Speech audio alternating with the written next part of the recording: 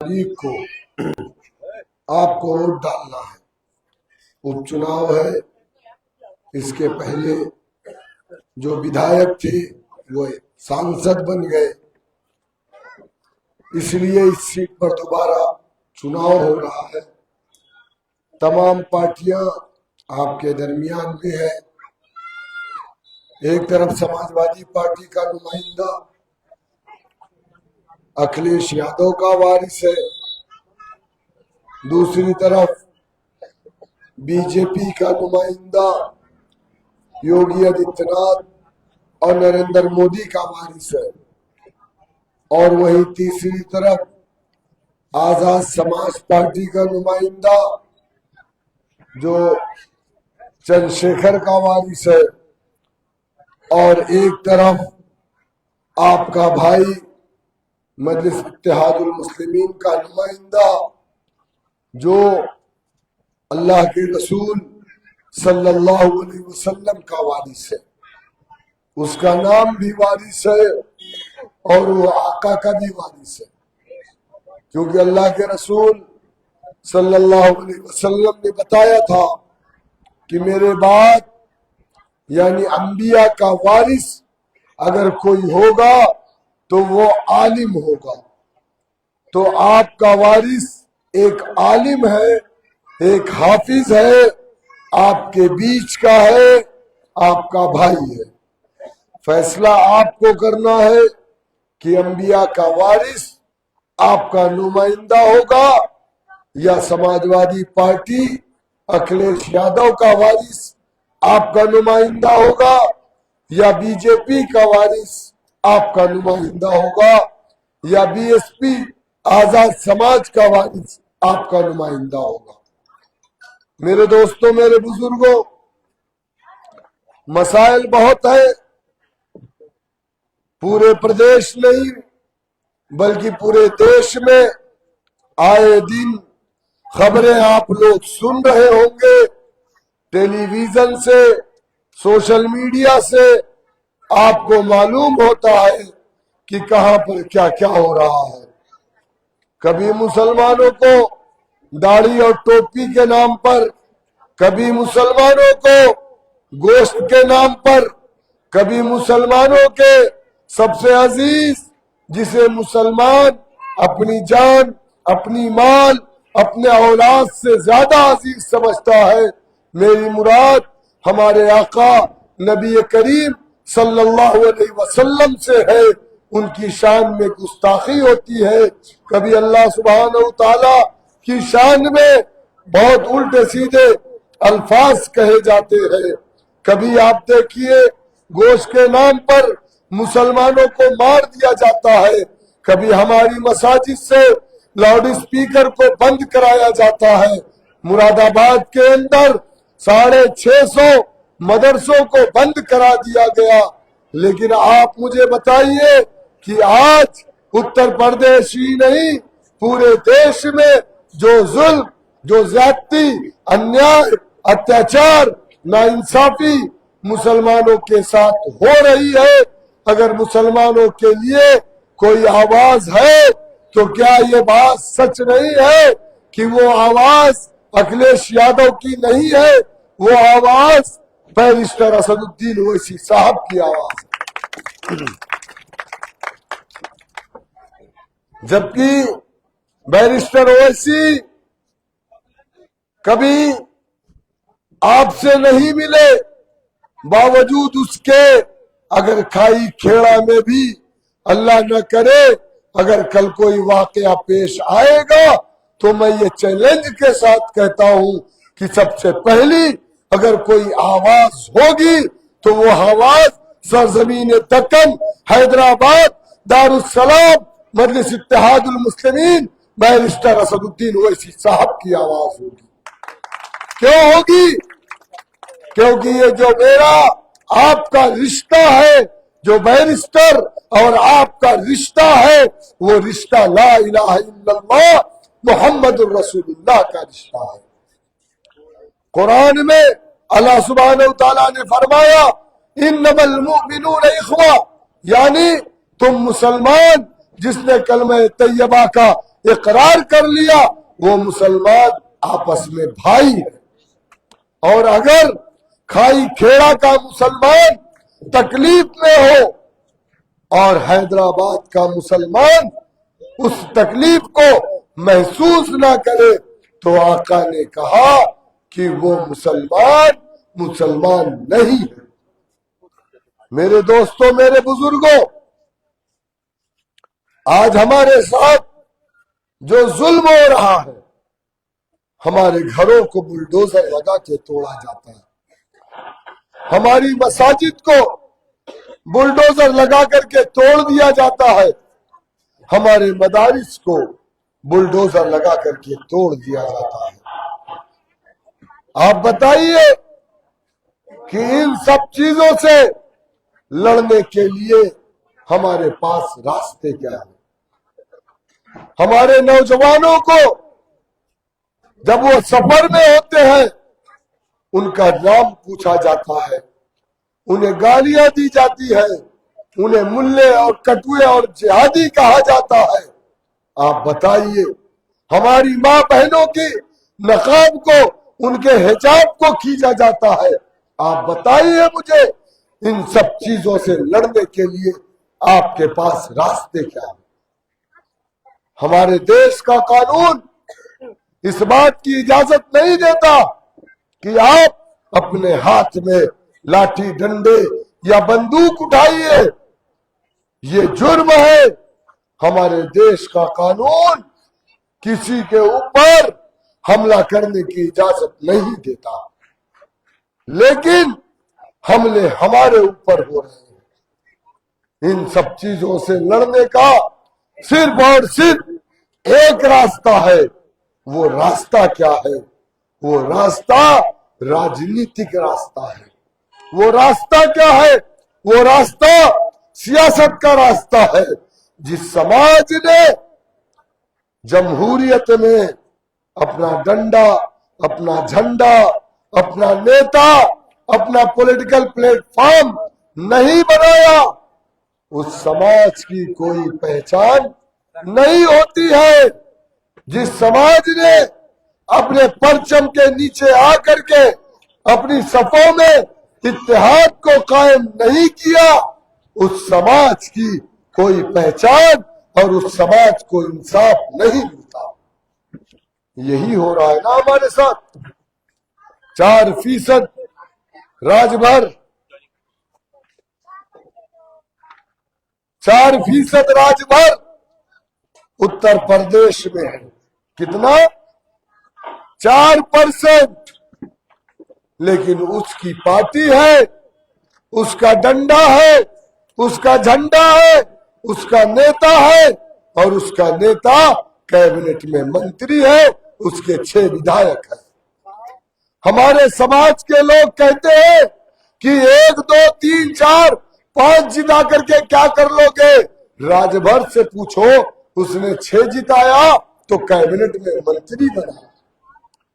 आज पूरे उत्तर प्रदेश में राजभर समाज जहां रहता है, किसी पुलिस वाले की हिम्मत नहीं है कि उस राजभर समाज के बेटे को गैर कानूनी तरीके से ले जाकर के हवालात में बंद कर दे।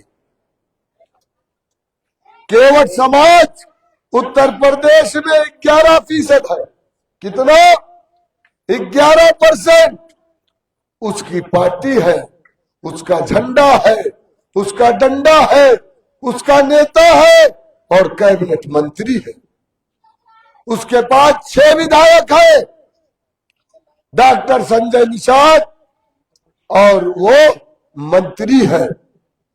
आपको याद होगा, आपने टेलीविजन से सुना होगा कि राजभर समाज, निषाद समाज की एक 12-13 साल की लड़की के साथ फैजाबाद के अंदर रेप हुआ।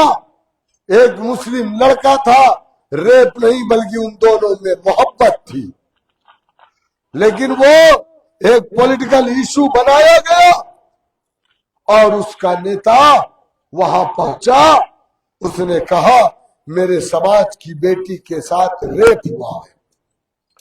और वो लड़का मुसलमान जो बेकरी में काम करता था, उसका मालिक जिसका नाम मोहित खान था, समाजवादी पार्टी का नेता था। लेकिन हुआ क्या, चूंकि निषाद समाज का, केवट समाज का कैबिनेट मिनिस्टर था, उसके कहने पर, उसके दबाव में आकर के मोहित खान का कोई कसूर नहीं था, लेकिन उसके नौकर के साथ साथ 62 साल के मोहित खान को भी जेल में भेज दिया गया। उसकी बेकरी पर बुलडोजर चलाया गया, उसके बहुत बड़े शॉपिंग मॉल पर बुलडोजर चलाया गया। समाजवादी का नेता था, समाजवादी का कोई भी नेता आवाज नहीं उठाया, अखिलेश यादव नहीं बोला, क्योंकि मामला मुसलमान का था। वहीं पर दूसरी तरफ सुल्तानपुर के अंदर एक मंगेश यादव का फर्जी इनकाउंटर होता है, पुलिस उसे गोली मार देती है, वो मर जाता है। अखिलेश यादव और पूरी समाजवादी पार्टी सड़कों पर उतर जाती है, क्योंकि गोली एक यादव को मारी गई। और दूसरी तरफ अलीगढ़ के अंदर एक मुसलमान को चोरी के इल्जाम में पीट पीट करके मार दिया जाता है। समाजवादी पार्टी का कोई नेता या अखिलेश यादव एक बयान भी नहीं जारी करते। समझे क्यों? क्योंकि आपने अपनी ताकत नहीं बनाई। आपने ताकत अगर दिया तो अखिलेश यादव को दिया। रिजवान को आप वोट देंगे तो आप मजबूत नहीं होंगे, अखिलेश यादव मजबूत होगा। अगर आप रामवीर को वोट देंगे आप मजबूत नहीं होंगे, योगी और मोदी मजबूत होगा। अगर आप बहुजन समाज पार्टी के कैंडिडेट को वोट देंगे तो आप मजबूत नहीं होंगे, बहुजन समाज पार्टी मायावती मजबूत होगी। अगर आप चांद बाबू को वोट देंगे तो आप मजबूत नहीं होंगे, बल्कि चंद्रशेखर मजबूत होगा। अगर आप मजलिस को वोट देंगे तो आप मजबूत होंगे और बैरिस्टर ओवैसी मजबूत होंगे, जो हमेशा आपकी आवाज उठाते हैं। मेरे दोस्तों, मेरे बुजुर्गों, हमेशा हमें बीजेपी से डराया समाजवादी पार्टी ने, और डरा करके हमारा वोट लिया। और बीजेपी वालों ने हिंदुओं को मुसलमानों से डरा करके उनका वोट लिया। लेकिन आप बताओ हमें क्या मिला? क्या मिला? हमारी शरीयत में मुदाखलत, हमारी मसाजिद से लाउडर, हमारे बच्चों की लिंचिंग, हमारे मदारिस को तोड़ दिया गया। इससे लड़ने का सिर्फ आपके पास एक रास्ता। हैदराबाद के अंदर मजलिस इत्तेहादुल मुस्लिमीन के 7 विधायक हैं। कितने? 7। कोई भी हुकूमत हो, लेकिन शहर हैदराबाद में सिक्का अगर किसी का चलता है तो उसका नाम बैरिस्टर असदुद्दीन ओवैसी है।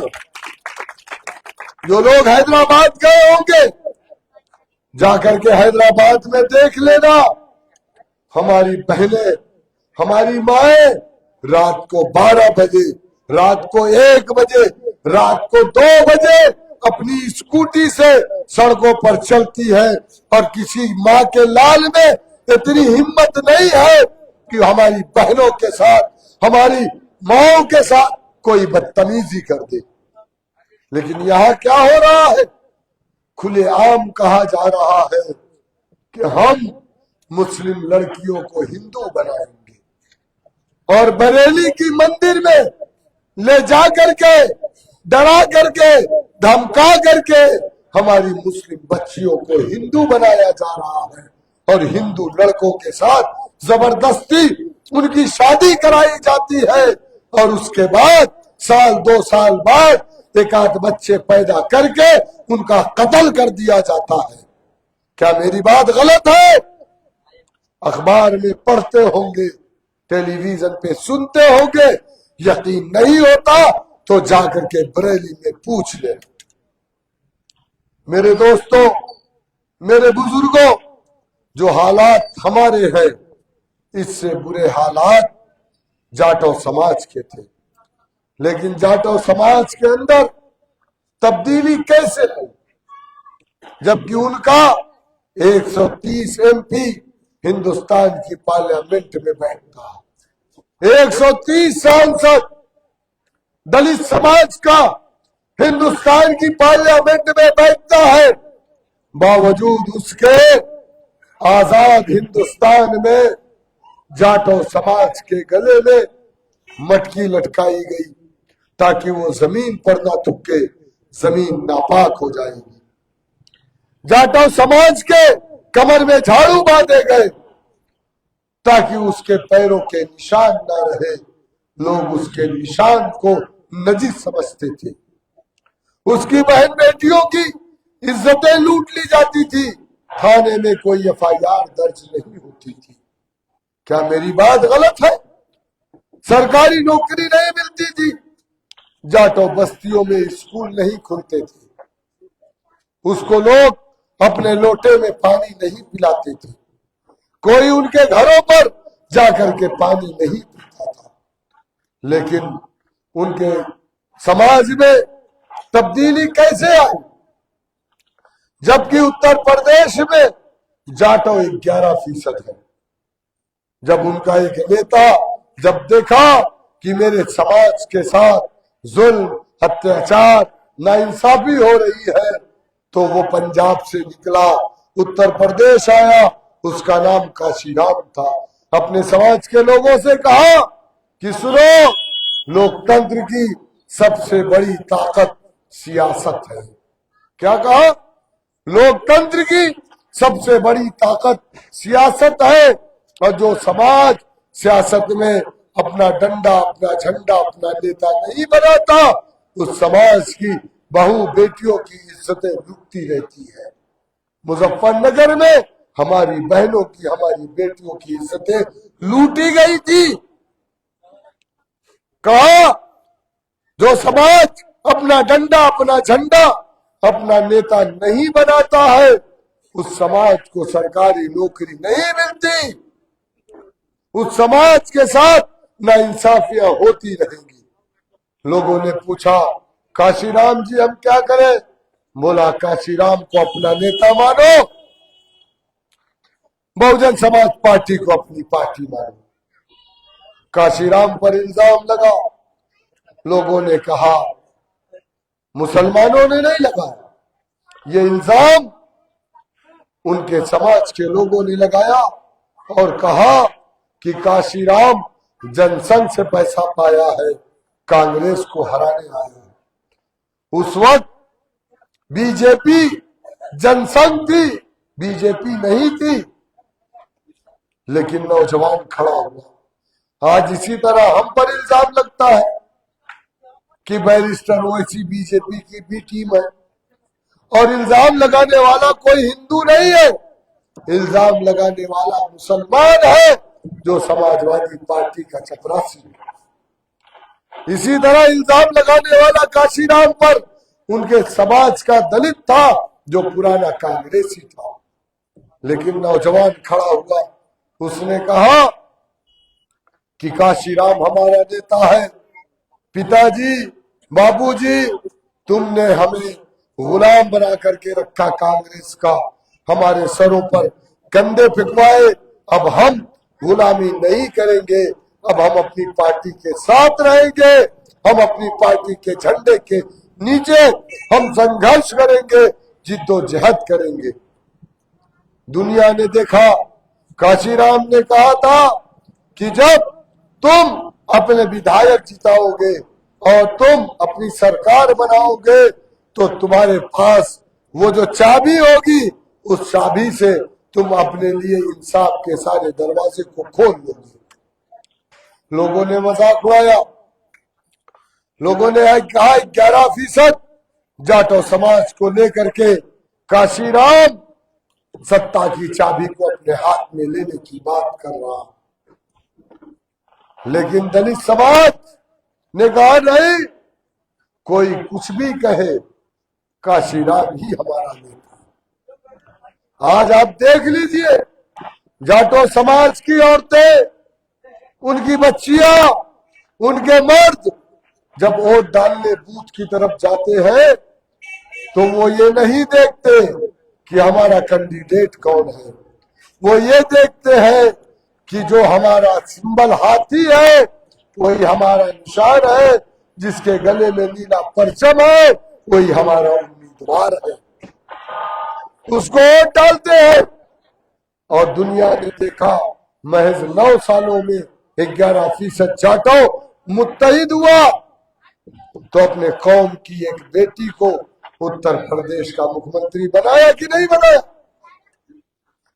आज जाटो समाज का बेटा पुलिस विभाग में है, कोई ऐसा दफ्तर नहीं है गवर्नमेंट का जिस दफ्तर में कुर्सी पर जाटो समाज का बेटा ना हो। लेकिन मुसलमानों, आपका बेटा कहां? कितनी सरकारी नौकरी में है? 1% भी नहीं। आप 20% उत्तर प्रदेश में है, सरकार बनाने की बात तो दूर, आप एक विधायक बनाने का नहीं सोच रहे हैं। कब तक दूसरों की गुलामी हम करेंगे? मेरी आपसे अपील है कि आप डरिए मत। मुसलमान और खौफ एक जगह इकट्ठा नहीं हो सकते। आप देखिए, आज फलस्तीन का मुसलमान मुजाहिदीन 1 साल से लगातार लड़ रहे हैं, अपने बच्चों को कुर्बान कर दिया, अपनी बीवी को कुर्बान कर दिया, अपनी माओं को कुर्बान कर दिया, अपने घरों को कुर्बान कर दिया, अपने आप को कुर्बान कर दिया। किसके लिए कुर्बान किया? मस्जिद अक्सा के लिए, बैतुल मुकद्दस के लिए। लेकिन उसने डर करके अमेरिका और इजराइल जैसी ताकतों के सामने अपने घुटने नहीं टेके। लोग कहते थे इजराइल कमजोर है, लोग कहते थे हमास कमजोर है, हमास को 1 महीने में अमेरिका और इजराइल खत्म कर देगा। लेकिन जो कौमें मुत्तहिद होती है, उस कौम पर अल्लाह की नुसरत, अल्लाह की मदद उस कौम पर आती है। वो कौम मुत्तहिद है फलस्तीन के अंदर। किसी एक ने खड़े होकर के नहीं कहा कि हमास की वजह से हमारे बच्चों का कत्ल हो रहा है, कहा किसी ने नहीं कहा। बल्कि आज भी वो साबित कदम है और वो कहते हैं कि अगर हमारी जिंदगी में अल्लाह ने शहादत लिखी है तो हम शहीद होने को तैयार है। हमास के लीडर का कत्ल हो गया, शहीद हो गए, उनकी मदद करने वालों को शहीद कर दिया गया, लेकिन आज भी वो अल्लाह के शेर मैदान अमल में डटे हुए हैं। अमेरिका और इस्राइल जैसी ताकतों से डरते नहीं हैं, उनका मुकाबला कर रहे हैं। लेकिन हमको डराया किससे जा रहा? बीजेपी से, योगी से, मोदी से। अरे फिरौन जैसी ताकत से मुसलमान नहीं डरा। फिरौन जो अपने आप को खुदा कहता था, फिरौन कहता था बारिश हो तो बारिश हो जाती थी, अपने आप का खुदाई दावा करता था। लेकिन उसके सामने उस वक्त भी कलमा ला इलाहा इल्लल्लाह पढ़ने वालों ने घुटने नहीं टेके थे। अरे मुसलमान तब भी था, तब भी नहीं डरा। लेकिन आज का मुसलमान, जबकि 1,24,000 अंबिया अलैहिस्सलाम में सबसे ज्यादा अगर कोई हबीब था अल्लाह को तो आका नामदार मोहम्मद सल्लल्लाहु अलैहि वसल्लम, और हम उनके उम्मती हैं।